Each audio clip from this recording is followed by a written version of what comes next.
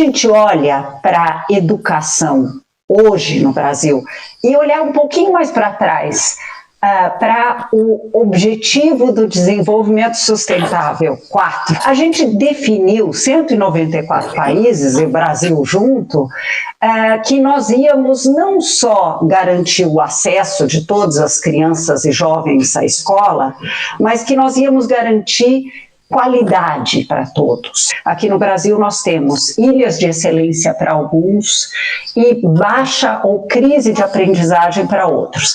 E mais do que isso, a gente definiu a aprendizagem não só como português e matemática, ou as coisas que tradicionalmente se definem como aprendizagem, mas que a aprendizagem envolve formar cidadãos globais.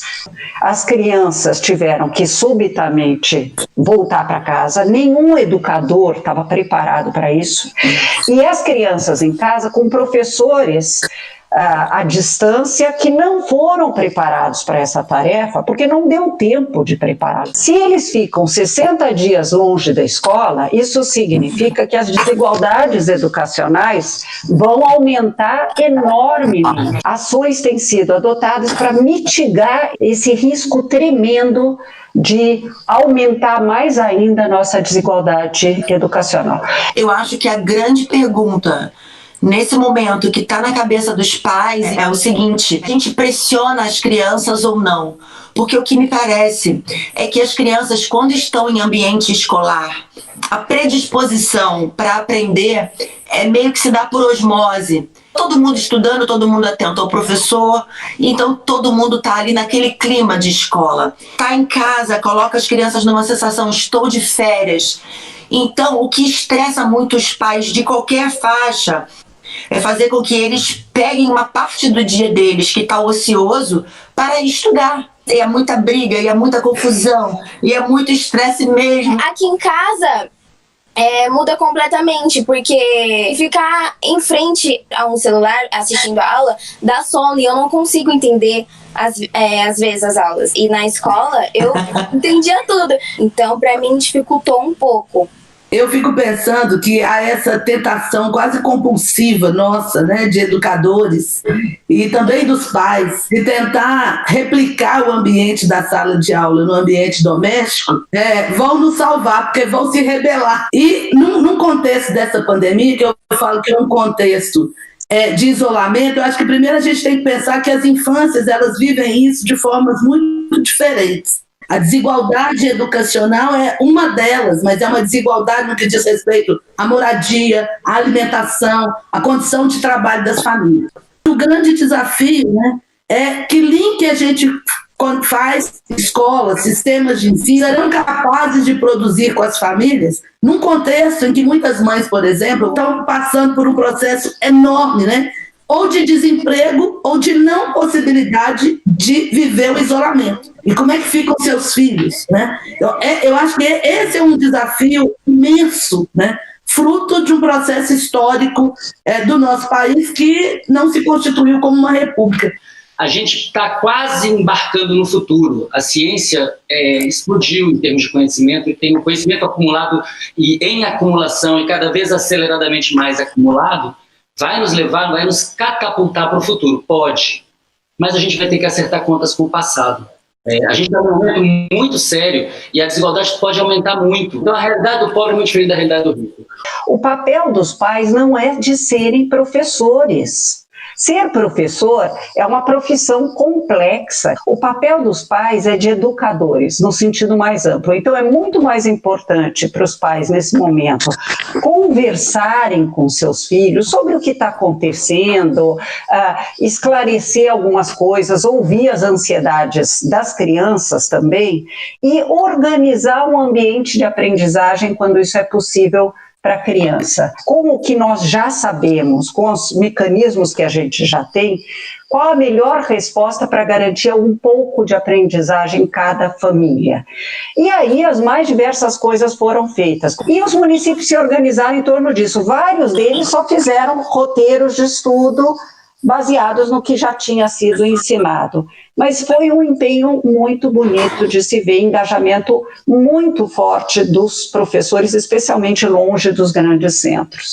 para mim é simples. A prioridade não tem que inventar a roda, não. A gente tem que investir em educação, em saúde, em ciência e cultura.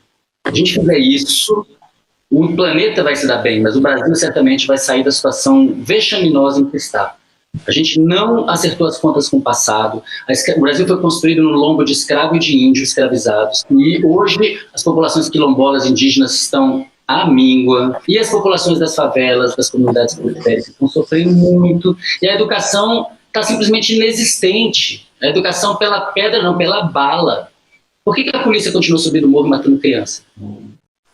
No meio da pandemia, para você quer aumentar a qualidade da educação, você tem que aumentar o salário das professoras e dos professores e tem que diminuir o número de alunos por sala de aula. Quem conseguiria dar aula com qualidade para 20 crianças que não são seus filhos, por horas?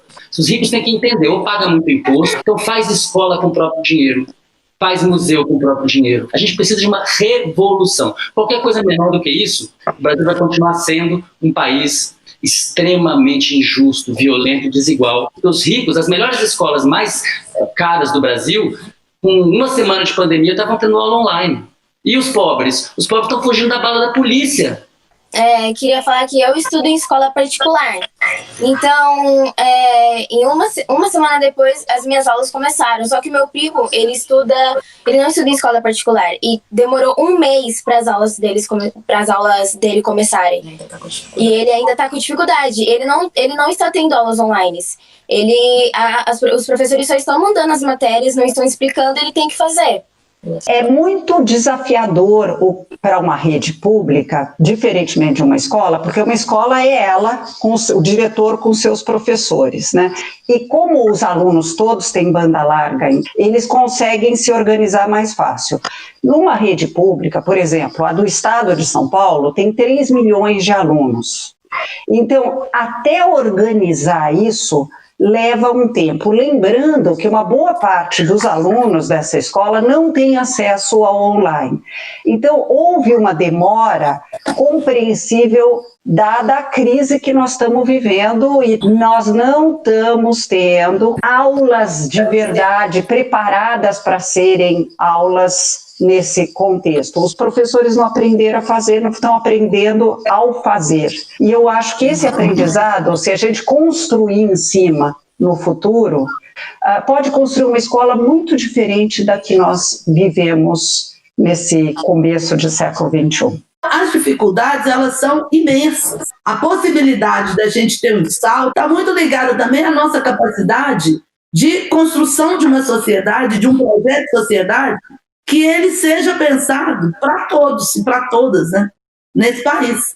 Porque a desigualdade que a gente vive no Brasil é fruto de uma estrutura que é racista, que é machista e que é patrimonialista. Outro dia uma professora indígena me falou: Macaé, eu acho que essa pandemia é para a gente pensar, e a Terra pensar que a gente está vivendo um tempo para o cuidado, um tempo do zelo, um tempo para a cura, para que a gente possa se curar interiormente, mas para que a gente possa cuidar dessa terra. É esse zelo, é esse cuidado. Será que é possível? Será que essa pandemia vai nos mobilizar a esse cuidado, a esse reconhecimento da humanidade em todos nós?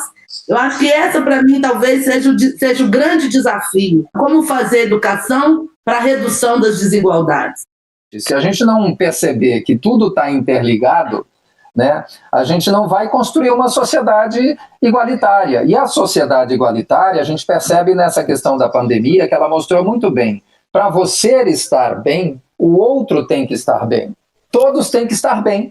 Não só na questão da saúde, mas na questão da economia, na questão da educação, da igualdade. A gente tem que se preocupar com algo muito maior, que é essa perspectiva maravilhosa que nós, como seres humanos, podemos alcançar, em termos de criatividade, em termos de alegria, em termos de sonho, de desejo. Não vai haver uma volta às aulas que vão estar todas as crianças juntas. Então, as turmas vão ter que ser divididas e vai haver, nas redes públicas, pelo menos, um rodízio de alunos que vão. Então, eles vão ficar alguns dias em casa, continuando a ter educação à distância, aprendizado emergencial remoto, remoto e alguns dias na escola. O combate à exclusão digital também vai ganhar uma nova dimensão. A forma de ensinar com o ensino híbrido em casa, remota e na sala presencial vai levar a uma demanda por metodologias ativas de ensino, muito mais mão na massa, porque o professor vai ser mais útil aplicando conceitos ensinados em resolução colaborativa de problemas entre os alunos do que fazendo aulas expositivas. Você deixa de ser um mero fornecedor de aulas e passa a ser muito mais um assegurador de aprendizagens. Se teve uma coisa de bom nesse momento de homeschooling, educação, é o valor que nós estamos dando aos professores. Eu acho que os pais nunca valorizaram tanto o papel do professor como a gente tem valorizado agora. Nunca o nosso olhar para os professores foi de tanta admiração, de tanto amor. A gente está vendo eles com um olhar diferente. E eu estou com meu coração cheio de amor por todos os professores desse Brasil. E realmente adoraria que a realidade dos professores fosse muito diferente. É uma vergonha o que os professores no Brasil passam. Bom, eu gostaria muito de ver educação para todo mundo com igualdade e que... Ai, meu Deus do céu, vou chorar. Pera, calma. E que mais histórias negras e mais histórias africanas e indígenas nas escolas, porque só aprendemos que eles foram escravizados, só. Essa é uma luta muito grande de muitas educadoras nesse Brasil e que tem muita gente lutando muito para transformar os currículos escolares e para fazer e garantir a presença, né, das pessoas negras, dos indígenas, não só na literatura, mas trazer a nossa história, a nossa memória, a nossa ancestralidade para os currículos. Tem uma lei que trata disso, 10.639, de 2003, fruto de muita luta do movimento negro no Brasil. E aos meus colegas professores, trabalhadores, pensar sempre, né, que a docência também é uma experiência de autoria.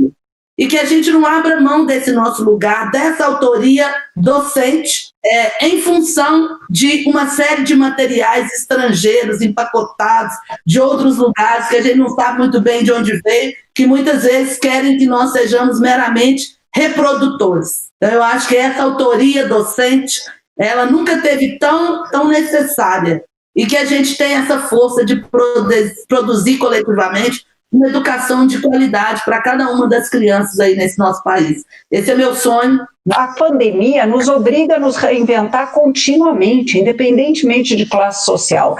Então, as crianças que eventualmente não estão tendo aprendizagens escolares, estão tendo aprendizagem de competências socioemocionais necessárias para navegar esse novo tempo. A adaptabilidade é uma delas. Professores estão sendo convidados a aprenderem a se readaptar e mudar a sua forma de ensinar. A tarefa é a gente equalizar oportunidades. É todo mundo ter acesso à mesma água boa de beber, a mesma comida boa de comer. Vamos aproveitar que parou o jogo para reconstruir. A gente tem que pensar grande. Se a gente não pensar grande, daqui a 7 gerações, se ainda existir humanidade, vamos dizer que nós vacilamos, que a gente perdeu a grande oportunidade. A gente teve a oportunidade e chutou para fora. Não vamos fazer isso.